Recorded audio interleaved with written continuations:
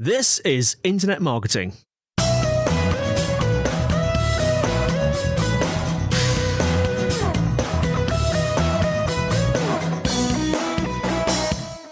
Hello and welcome to the Internet Marketing Podcast brought to you by SiteVisibility. I'm your host, Scott .colenutt, and with me today is Seth Hurd, CEO of Brand Expand, and we're going to be discussing how to grow faster on Amazon. Welcome to the podcast, Seth. Thank you, Scott. I'm happy to be here. Would you mind taking a moment, Seth, to introduce yourself to our listeners and describe what you do at Brand Expand? Yeah, certainly. So I was a third-party seller primarily on Amazon for a number of years, from 2015 to 2021. I exited my business last year, fortunate enough to exit for seven figures, and just kind of naturally started a consulting agency called Brand Expand back in 2018. And I had a lot of clients that, naturally wanted help launching products, optimizing listings, ranking their products, things like that. And there wasn't a lot of good softwares out there that really did this in a scalable way. And I saw an opportunity, so I started transitioning my agency to more launch and ranking. And then eventually in 2019, realized that to scale further, we needed to create a software. And that's when the software was kind of born. Took 2 years to develop, way longer than I thought it would, but that's kind of how software development goes. But in December of 21, we were able to launch. We are onboarding clients, and it's going very, very well. So we're excited to bring it to the public and be able to scale the Seths now. And yeah. And so before we go into a little bit more about what you're doing today, I want to explore that early part of your journey. Well, it's not even that long ago. You were talking about growing your business on Amazon, and you said it so casually, growing to a seven-figure business on Amazon and then exiting. It doesn't happen every day of the week. I'd love to learn a little bit more about that story. So can you maybe just talk me through the journey about maybe just starting off with what was the inspiration? What got you started with selling on Amazon? Yeah, for sure. So I was in accounting back prior to 2015. I went to school for accounting and finance, and I just, was sitting there in my cubicle one day, and I just really did not enjoy the environment. I knew that I had so much more potential, and that it was I had a ceiling at this job, and I wasn't being appreciated enough. And I realized that entrepreneurship is really the only way to reach my full potential. It was a book by Timothy Ferriss, The 4-Hour Workweek, that really kind of sparked this entrepreneurial bug in me, so to speak. And the rest is kind of history. So I looked at his book, and I tried a number of different products to see if anything stuck, but nothing was really catching fire. And after I read this book, Tim Ferriss did supplements. And so I was like, you know what, I'll try to do supplements. And so I ordered 1,000 bottles of Garcinia Cambogia. And I said, if I can sell these all in 30 days, I might have something here. And so I did. And so, with just over $1,000, I was able to do that and then reinvest the profits, and literally took on very, very little debt financing and was able to grow it from roughly $1,000 to seven figures in a little over 5 years, just by working really, really hard, reinvesting as many of the profits as I could, and really just expanding the brand to more and more ASINs and growing out child variations, optimizing listings, and kind of networking with sellers in my space to really grow the brand. And then 2021 presented an opportunity. We were doing record sales and put it on the market. Probably had interviews with 30 to 40 interested buyers and ended up exiting for the valuation that we wanted. So it was a very amazing experience, and I'm very excited to take this next business to the next level and to help third-party sellers expand their brands. And prior to 2015, did you have any experience in running either your own business or any experience of commerce or marketing in that way? No, not at all. I mean, honestly, I remember going to these meetup events, and I just remember thinking, I'm that guy. I'm that guy that's trying to get all this free information. I have no idea how to sell online. I have no idea what Amazon means. And I'm going up to all these 7 to 9 figure sellers and being pulling on their shirt, hey, how do I do this? Or what do I do for this?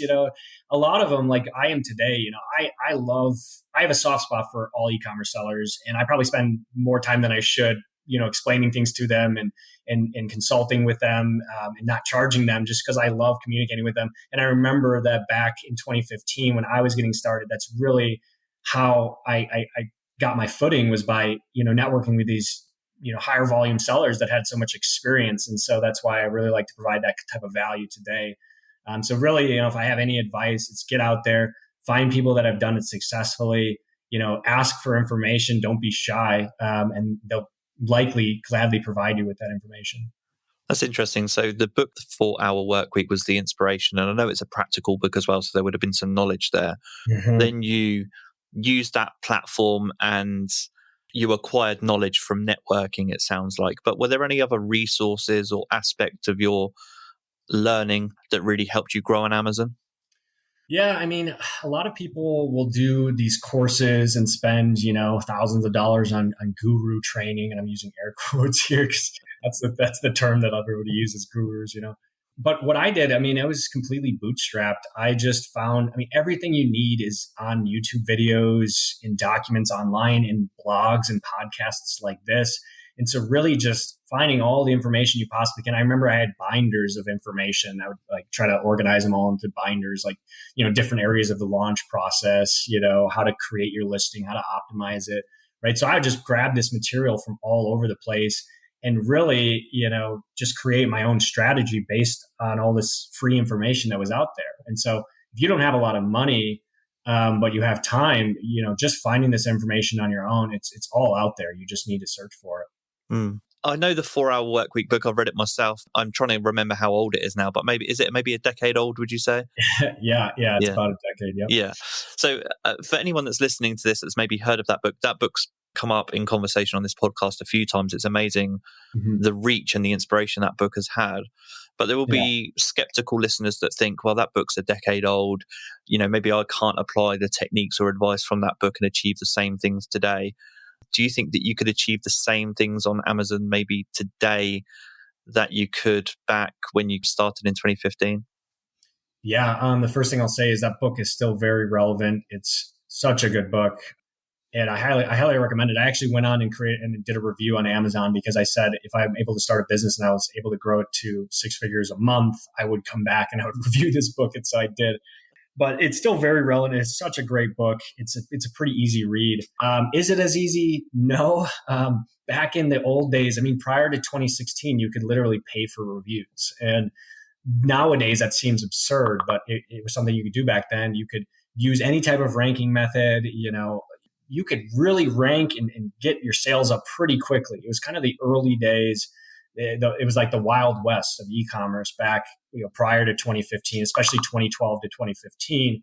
Nowadays, you can still sell on Amazon, but the compliancy and the restrictions are so much higher these days. So you got to be a lot more careful, and also the margins are a lot less. In one of my MBS, my mastermind groups, I sent out a poll and I said, over the last 5 years, how much has your profit margins decreased or increased? And 30% of the sellers said that their margins decreased by 0 to 10%, and 65 said they decreased 10 to 20%. And so it was just this massive eye-opening. Only 5% of the sellers said that they actually had increased margins. So the reality is Amazon, as they continue to kind of edge out third-party sellers and grow their own brands, it becomes more and more difficult. And you have increasing competition. I believe there's about 1.5 million third-party sellers on there now. Where Walmart, for example, only has 100,000. So you have this increasing competitions, these diminishing margins that make it more challenging to sell on there. That's not to say there's not opportunity on there. There certainly is, but it's definitely more challenging these days. I want to continue on the subject of Amazon, in particular, early stage of Amazon, your journey on Amazon. And I'm really interested to know whether you were considering launching on other platforms. I know now that you work and you're kind of an advocate for cross-platform selling. What made you get started with Amazon specifically? Was there anything that stood out? Yeah, Amazon back in 2015, it was really just Amazon just dominating the e-commerce world. And so it made the most sense, right? Back then, I don't even think third-party sellers were on Walmart because Walmart acquired Jet.com in, I think, 2017, which was ironically created by an ex-Amazon associate. And they acquired Jet.com to build out their e-commerce infrastructure. And so shortly after that, I think Walmart became invite only to third-party sellers, and now they bring on all third-party sellers. So back prior to 2017, Amazon was really the dominant. eBay is becoming more and more, or I should say less and less relevant. eBay, I like to consider them basically a giant garage sale, right? So unless you're selling used parts or products that are used or something like that, they just generally don't sell very, very well on eBay. Plus, eBay has half the traffic of Amazon, probably less than that now. So it made the most sense. That's where everybody was going to shop. Nowadays, it's really starting to transition. Amazon's still the leader in the space, but Walmart is coming up, Target's coming up. The one thing I like to say, and I don't mean to get too far off topic, but I tell all my sellers, what I think will happen in the next 5 to 10 years is all of these e-commerce platforms are going to carve out their own type of niche. So you're going to have Amazon and Walmart really being the lowest price products just based on their structure, right? They're able to drive down the cost of the products and thus the price.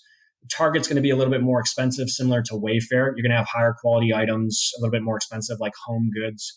eBay's still going to be a garage sale. Etsy's going to be your craft items, things that you buy for your mom on Mother's Day or your dad on Father's Day or birthday gifts, right? And they're going to all carve out their own little niche because Amazon is not going to continue increasing their market share. They've already done that, and they're pushing out third-party sellers. So third-party sellers are migrating. Etsy they have twice the number of third-party sellers they did in 2019. And Walmart is now scaling up their third-party sellers a lot now that they have, acquired jet.com. So it's the perfect opportunity to get on those platforms now while it's still early. Another thing I like to say, and I kind of pulled this from Project W, from Helium 10's Project W, just full disclosure, but Walmart only has 100,000 third-party sellers. Amazon has 1.5 million. So even though Walmart has half the traffic, I believe, 100 million people a month, unique users a month, and Amazon has like 200 million, or I don't know. It's basically half of Amazon. Each buyer per seller is way, way higher on Walmart, right? So you might not have the same traffic, but you have way less sellers, way less competition. So Walmart's very similar like Amazon in 2012, 2013. So I tell sellers, listen, get on Walmart now, get established, carve out your niche, get your items on there, because in 3 to 5 years, you don't want to be scratching your head saying, I wish I got on Walmart in 22. You know what I mean? So it just presents a massive opportunity. Target's an invite only still, but they'll probably open it up to third-party sellers soon. And Etsy is a huge place too. Etsy is exploding as well. So that'd be a great opportunity if you sell craft type items or items that sell well on Etsy. Yeah, it's really interesting how you describe it's a very hard thing to articulate, but how the different platforms are positioning in terms of their niches, but also their price points. I was searching for Valentine's Day gifts recently, and it's like on Amazon, they're just all such cheap products. And it's like, I'm not going to give anybody a gift from Amazon. It just doesn't make, because they really are the way that they are, if you read Jeff Bezos' book, The Everything Store, he talks about how it's a customer-centric platform. And the best way to bring customers to your platform is offer the lowest price. The only way to do that is to really get the cost as low as possible. And cost is directly, it's quality. Cost is quality, right? So if you drive down the cost, you're going to drive down the quality. And so naturally, you're just going to be selling, in my opinion, inferior items. So if you try to find a nice product or some nice furniture for your living room or a nice piece of artwork, you're probably not going to find it on Amazon in the near future, at least in my opinion. Yeah, that's a really interesting way to look at it. It kind of leads me to my question, which I'll get to in just a moment. But you're selling a lot of the positives about third-party or cross-party selling and the benefits of being on these different platforms. Mm-hmm. And the biggest thing that stands out to me is the being able to find your audience. Like, for example, you just mentioned about Valentine's Day or gifting. So Etsy has become the platform for where you might search for unique gifts, as opposed to, as you just described, maybe Amazon. So it makes a lot of sense to me as a marketer. You go where your audience are. Sure. And so I'm interested to know the objections to that. When you're having these discussions with business owners, there's a lot of logic and common sense applied to what you're saying. Mm-hmm. So maybe what are the things that prevent businesses from wanting to launch or expand via third parties? Yeah, that's a great question. So the biggest challenge is going to be your 3PL, so your third-party logistics and your fulfillment. So if you're on Amazon, right, you use FBA.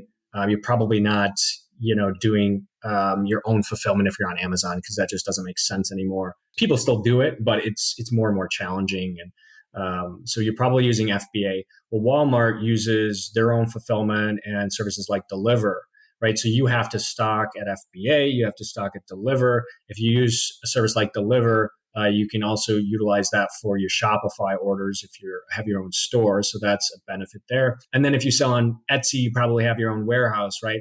So that the third-party logistics and stocking your items at different warehouses, that all presents a really challenging obstacle, because you have to also know your lead times, how much quantity to stock so you don't run out of inventory. And that on one platform is challenging enough. If you have multiple platforms, integrating all that becomes very, very challenging. So you have to have an omni-channel software that's able to help with that 3PL. And if you do, and you have enough volume where you can justify expanding to those different platforms, then it becomes beneficial. But if you don't have enough sales on those platforms, you kind of have to judge your opportunity cost, so to speak, or how much it's going to cost you to expand to a different channel and whether or not it's worth it. For example, when I was selling health and wellness products, I try to go on eBay.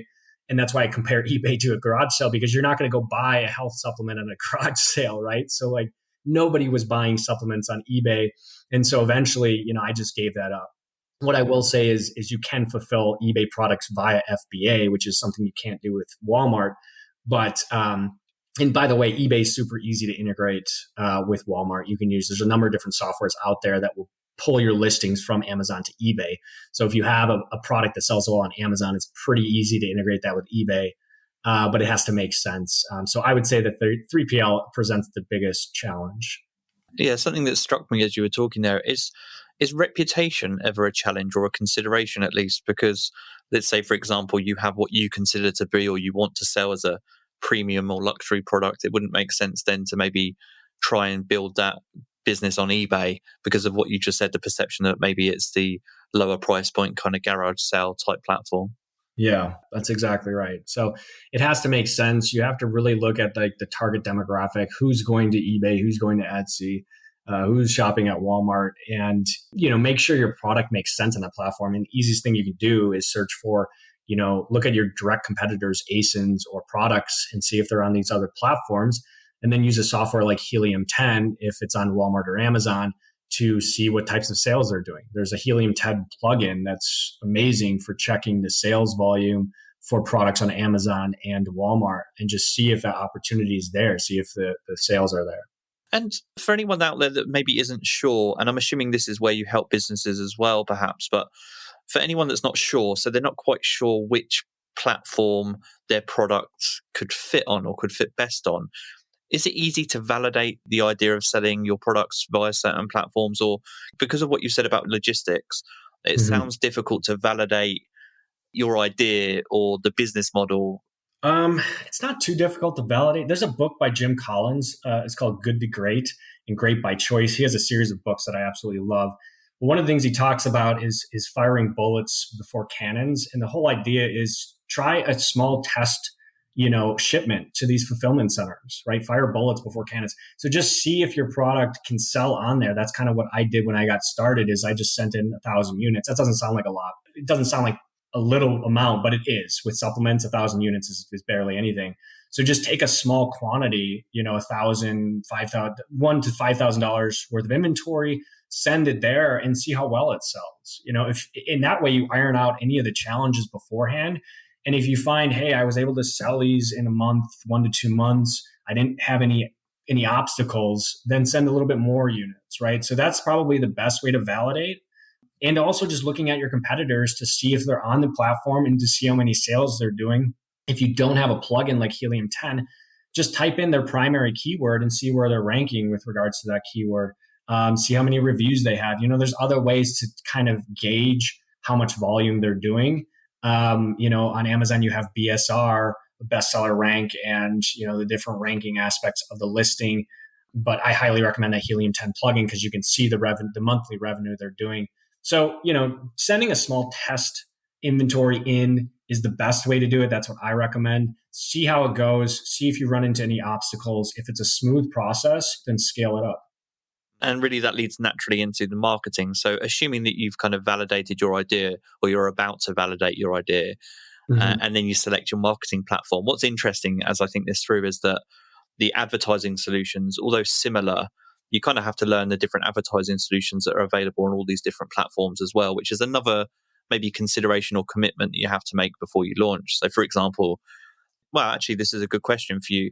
Should you prepare when launching on a third-party platform to have to invest media budget in the advertising solutions as opposed to kind of hoping that things will be found organically? Yeah, absolutely. You have to spend on advertising, especially nowadays. Back in 2015, you might be able to get away with not advertising and just having a really good product and start getting good reviews and then have a kind of catch word of mouth. But nowadays, you got to spend in advertising, and you're probably going to lose money for your first few months, to be honest, because what's going to happen is you're going to be pouring money into PPC on Amazon, headline display, product display, brand display ads, and your cost per click is going to be so high because you don't have many reviews, and your what they call the ad cost of sales, your A cost, is going to be way above your product cost, right? Anywhere from like the 50 to 100% range. And so you're going to be losing money, but it's necessary to get traffic to your listing, start to get those sales, and then hopefully get product reviews. And product reviews are so hard to get on Amazon nowadays that it really takes a while to get organic reviews, because only when I was selling, it was about 1, maybe 2% of customers leave a review. It's probably less than that now. So, I mean, you're talking about 100 orders, you're going to get 1 to 2 reviews. And that's if you are asking for them. If you're not even asking for them, or you don't have an insert that's compliant, I'm using air quotes when I say compliant because it's very ambiguous, their terms of service, right? So we're not really sure what is compliant these days. But if you're not doing those, if you're not trying to get reviews, you're going to have less than a 1% review rate. And that's really going to hurt you when it comes to your return on your investment. It's going to be very expensive until you get those first 10, 20, 30 reviews, or even 50 or more in some cases. In really competitive niches, you're going to have 50 to 100 reviews in order to bring down that A cost to increase your conversions. So that's internal, right? I also recommend using external sources. Amazon said to rank external traffic 2 to 3 times better than internal.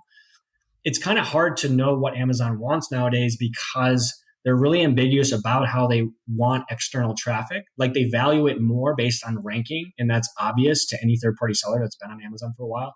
But at the same time, there's a lot of restrictions around driving traffic. Like technically, any paid traffic is potentially against their terms of service. So you just have to be careful with Amazon. With all the other platforms, if you're sending traffic there, they're like, whatever, like we'll take the traffic. You can ask for reviews if you do it in a compliant way and it's not tied to an incentive, right? But Amazon, no incentivized reviews, no really even asking for reviews if you're providing a heavily discounted product. And so it's really, really challenging, but you will have to invest heavily in advertising, absolutely, especially in the beginning. I want to carry on talking about Amazon in just a moment, but before I do, just because I mentioned the self-serve advertising solutions that other parties are building, are there any particular solutions that you've seen other parties outside of Amazon build that you think are particularly impressive, intuitive? Yeah, I mean, a lot of sellers are driving traffic from social media. So, Facebook, Insta, Twitter.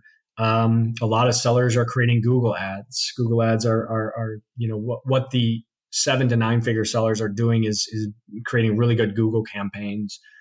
You can also have, Facebook campaigns or ManyChat flows.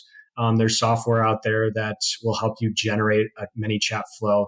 You just have to make sure you're compliant because there's a lot of compliancy around those. You got to make sure that you're not doing anything that is going to get you in trouble with Amazon, which again is becoming increasingly ambiguous as to what they allow. But that's just what I've seen a lot of sellers use.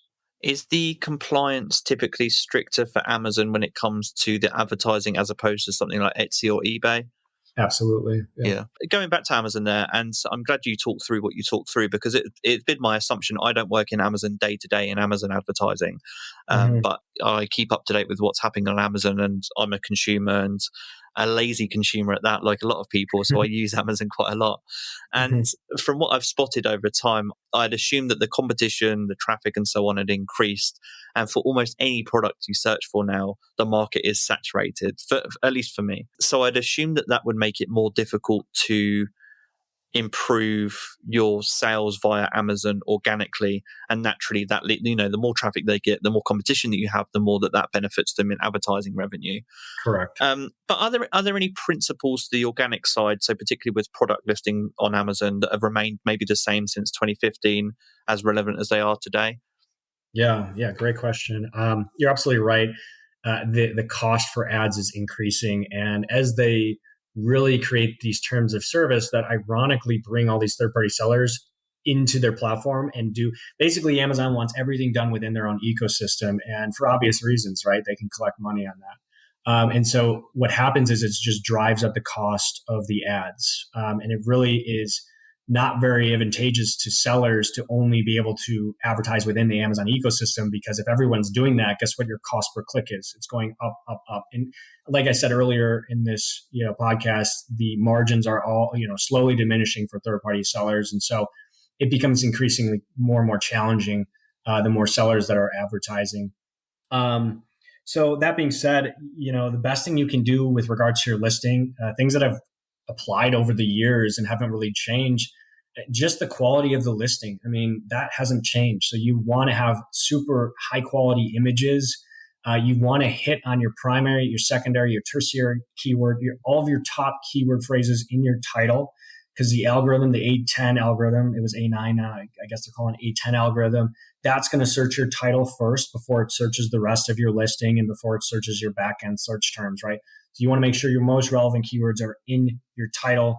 Your listing your images are super high quality. That's the second place that a lot of consumers look, is your listing. I don't know about you, but when I buy a product on Amazon now, I don't even read anything. I just look at the title and then pull up the images and and then look at reviews and then make a decision. So just go organically through your listing as if you were buying your own product and optimize those areas, right? Get EBC, it's now A+ content at the bottom of your listing. So you have to be brand registered in order to get A+ content, which is why before you even sell on Amazon, you want to start thinking about, getting your brand trademarked, because you need to have a trademark to get into Amazon brand registry, which you need for this A+ content. A+ content will probably increase your conversions by 5 to 10%. And if you don't know what that is, it's the really nice looking ads or pictures at the bottom of the listing in the description area. And all of the best-selling products, or most of them, are going to have that. If you find a best-selling product without A+, that presents a huge opportunity, because that means that it's probably not very competitive. And obviously the back end of your listing, the search terms, you can use other attributes to index more keywords. So really just building out that best quality, highest quality listing is going to slowly, every tiny incremental improvement you do to your listing will drive up your conversions a little bit more. And conversions are really the primary flywheel in the whole ranking process, right? Amazon's looking at the traffic that's coming into your listing and how that traffic converts. So if it's converting really well and your conversion rates are really high, you're going to get more sales. It's going to rank higher. Ranking higher gets you more sales, and it really drives that sales flywheel. So just really focus on the quality of your listing above all else, and that's never going to change. I'm interested to know anecdotally whether you've seen the importance of video change more recently. And I say that because you described the journey that I take when I buy on Amazon. Quite often I'll read the title, I'll read the reviews. Usually when I go to Amazon, I know what I'm looking for as well. So I'm kind of I'm not usually browsing Amazon at a kind of consideration stage. I usually know what I want at that stage. Mm-hmm. But I have noticed that maybe over the last couple of years, if products have videos on Amazon, I typically will take the time to look at the product videos. Have you seen anything change in that area? Not a lot. I kind of noticed the same thing. Like when I was doing videos on Amazon, it's weird. I would only have like a product that was selling, could be selling like 20 to 50 units a day. And over the course of like several months, I've had like 2 thumbs up on a video. It's like, how many people are watching this, So I don't know how many people watch it. I mean, that might be one of those things that will increase your conversions by maybe 0.5% to 1%. You know what I mean? Because it just validates your listing a little bit more, and it shows it a little bit more professional. If you're able to get a video, I certainly would try to do that. but I don't know how much emphasis customers really have on videos. I know if a product doesn't have a video, I don't really care as a consumer. Right. And I think that's probably how other people feel, I think. Yeah. Yeah. So it sounds like if you're kind of weighing up the decision about a high quality product video as opposed to maybe product images, it sounds like it's more beneficial to have a series of high quality product images if you have to make that trade-off. Yeah. And what I would say though, is if you're going to do videos, do them in brand display. So the new thing, and you also have to have brand registry for this, but you can do brand display ads, and those appear similar to PPC ads, but they're going to be videos. And the benefit of that is when somebody types in a search term, right, and it's relevant to your ad, your video is going to show up, and people's eye, your eye is naturally drawn towards moving objects, right? So people are going to look at videos very, very quickly when they search for your product. So if you're going to invest anything in videos, definitely make sure you can utilize it with your brand ads. And then you can maybe put that on your listing too. That's what I've seen a lot of third-party sellers do, is they'll create this brand ad and then they'll take that same video and maybe tweak it a little bit and then put that in their listing. Oh, interesting. And really, that leads naturally into kind of what I wanted to talk about next, which is other tactics, marketing tips and tactics that either you're using yourself and recommending or other people are using. What are you seeing out there in the wild on Amazon that, well, actually, I was going to say that falls within their terms of service, but I'm interested in the full spectrum, the things that you think are positive and having a benefit that you see that are within the terms of service. But I think it's sometimes helpful to know what people are experimenting with that fall outside the terms of service, not because we're encouraging other people to do those things, but because it's fascinating to see. It kind of gives an indication about what's working on the platform and maybe pitfalls to avoid. Yeah, that's a great question. What I generally tell people is if it works really, really well, it probably isn't it. It's probably against their TOS. So that's generally what I've seen over the years. Like if you ranks your product really well, or if it works really, really well, all these gurus and these 7 to 9 figure sellers are in these mastermind groups, and they really like to keep a lot of these tactics underground, because the second that the masses find out about it, then Amazon finds out about it, and then they create, some terms of service around it. Right. So, with regards to compliancy nowadays, I mean, really just finding ways to drive external traffic in a compliant way via social media, and building an email list is really the best thing that you can do. How to do that? There's tactics that you can look up. I won't get too much into it, but building an audience outside of Amazon, so you're not so reliant on Amazon in a compliant way, of course, and then using that audience to drive new product sales. Or use services that help with product launching like ours. We are trying to create a more compliant launch and ranking approach, which will utilize coupons or influencers or social sharing, etc.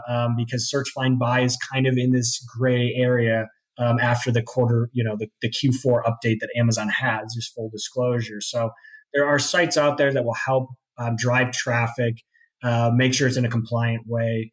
But driving that external traffic in any way possible, building up your audience, is going to be the best thing that you can do, I think, to boost up your traffic.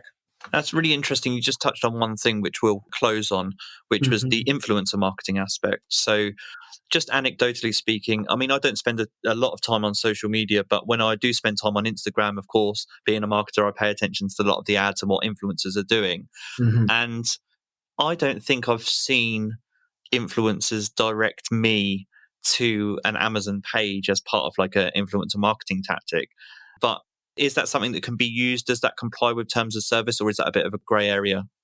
It's not a gray area yet. It probably will be in the near future, I have to imagine. But right now they have I think there's an app called Influencer or something. And so I think there's services out there, and we're seeing influencer marketing become more and more popular for driving traffic to products. I know that a lot of launch ranking agencies are kind of shifting to using influencer marketing. So I think that's going to kind of get bigger and bigger. And as it grows and as it becomes more effective, Amazon's going to create, different types of rules around it, because obviously, they want to try to grab that market more and get those fees. But right now, there's not a lot of TOS around it. It's just how you drive that traffic to Amazon. You just have to be careful how it's driven to Amazon. Make sure that you're doing it in a compliant way. But generally speaking, right now, there's nothing that's stopping you from finding an influencer that has 10,000, 100,000 followers and saying, hey, I'll give you a percentage of proceeds, or I'll pay you this amount to show your product to your following. And again, you might not see them maybe because it's not relevant to your social platform or like whatever social platform you're on, but it is huge. And there are different apps that have a lot of people that have downloaded the app that do this type of influencer marketing. My perception is always that over in the US, you tend to get feature rollouts and functionality in Amazon that comes to the UK and other countries a little bit later. And one thing that's just jogged my memory is that I remember at one point seeing a specific Amazon trialing their own internal within Amazon influencer program, and I haven't really seen too much of that. I saw it kind of soft launch. I haven't seen them heavily promoted. I'm just curious to know in closing whether that's something that you've seen over in the US. No, but what I will say is interesting is I was in Manchester, I think like 3-4 years ago in England, and I was taking an Uber ride, and I asked, I think it was a taxi rider. I don't remember. It was Uber taxi. And I asked the guy, he was like around my age. I said, what are your thoughts on Amazon? Do you guys use it a lot? He's like, we generally use eBay over here. And at that moment I was like, wow, like eBay is not very relevant in the States anymore. I think they're kind of making a comeback. I heard a commercial the other day. I don't know, maybe not, but yeah. I think they are making a comeback. But yeah, I think things get rolled out here, and then they get rolled out in the UK. So that brings up a really good point. What's not compliant here, and again, I'm using air quotes because it's really ambiguous, but it might not be the same in the UK. You might have different rules and regulations in terms of service over there than we have here. But yeah, you're absolutely right. Generally speaking, we're going to see stuff here before it's rolled out to other Amazon marketplaces. And actually, I've lied because now you've triggered one final question. Is there anything that you've actually seen on Amazon that is in the pipeline within Amazon marketing? Maybe it's within their advertising platform, or maybe it's just tactics that you think are going to work on Amazon in the future that people should pay attention to. Does anything come top of mind for you? Within the platform itself, honestly, like I can't think of anything off the top of my mind because I'm not a third-party seller anymore. I'm not privy to those things as much as I once was, which is one of the disadvantages of selling my business. But I know that they're doing they're trying to roll out a lot of different types of ads that are around influencers in ways to kind of create this influencer type ecosystem within Amazon, I think. And so they're rolling out like more video ads, but they're basically just creating more types of advertising within their own platform. And I think, again, that's just another way to grab some of the margin of third-party sellers. Unfortunately, that's just the truth. Yeah, that leads me to think a lot about, and again, this is kind of a final thought in closing, about the potential integration over time with Twitch and Amazon. Twitch is kind of almost moving, from what I see, from strictly gaming to alternative live streaming platform to YouTube or Facebook Live. In fact, I don't know what the figures are, but at least my perception is it's becoming the place to go for live content. That could present new opportunities within the Amazon advertising platforms, and also that, as you just said, the integration with influencers, because a lot of influential people are there already on Twitch. Yeah, and one thing I'll say too, I know we got to go, but I didn't really mention this, but YouTube is huge. So one of the things I wish I would have done back in 2015 is really build a following first and then present my product to that following. Some of the most successful products you see out there now, this person was, they were in the nutritional field and they were a bodybuilder or something, and they just naturally transitioned into supplements and built a following and just provided value to an audience and grew up an audience. And now you have 10,000, 20,000, 50,000 people that already trust you, that you can launch your product to, right? And that just creates this explosive growth. YouTube is very, very popular for driving traffic to Amazon. So just something to consider. Seth, it's been really interesting speaking to you. And if people want to learn more about you and Brand Expand, where can they find you? Yeah, thank you, Scott. I appreciate your time. If you want to find out more about us, our website's brandexpand.us. Go ahead and reach out to us. You can sign up for our platform. It's live to the public now. You can set up a demo with me or reach out to me directly, Seth at brandexpand.us. and we'll tell you more about our services. Brilliant. Seth, thanks again for your time. This has been the Internet Marketing Podcast. Take care.